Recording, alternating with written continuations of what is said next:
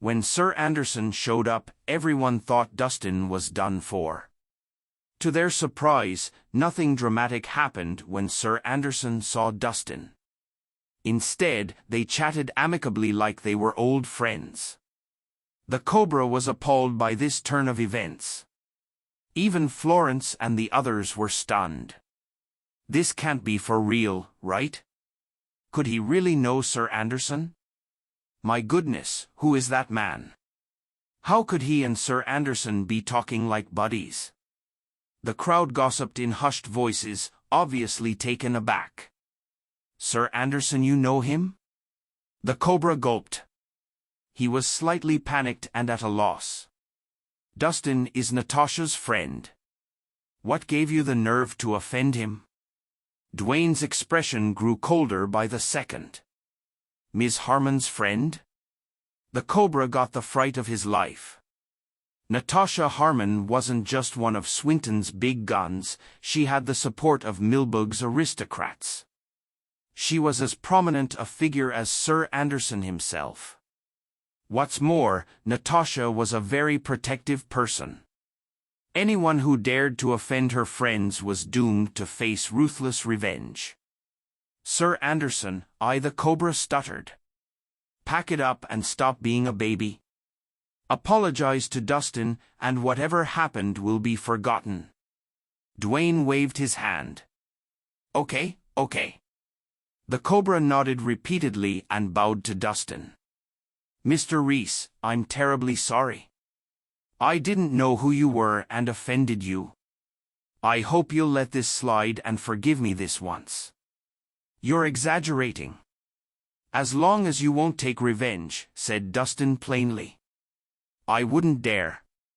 The Cobra kept wiping away his sweat as he said, from now on, you and your friends will be treated as our VIPs. Everything will be on the house. His humble response shocked the crowd.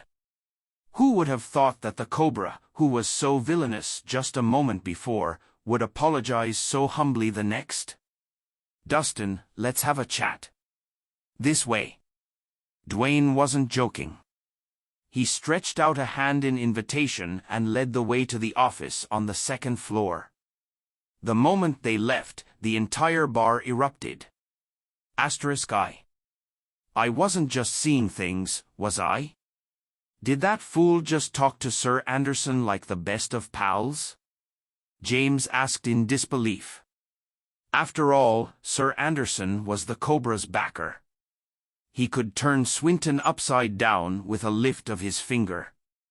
If I'm guessing right, Ms. Harmon must have something to do with their acquaintance. Dahlia suggested, her senses returning quickly. She had heard Sir Anderson mention Natasha Harmon. It was undeniable that he had spared Dustin for the sake of the Harmon family's reputation. You must be right. It has to be. How else can a small fry like him know such a big shot? James nodded fervently. I thought he had some real potential, but it turns out that he was just putting on a show by relying on someone else's influence. Florence huffed, displeased. A man should have a spine.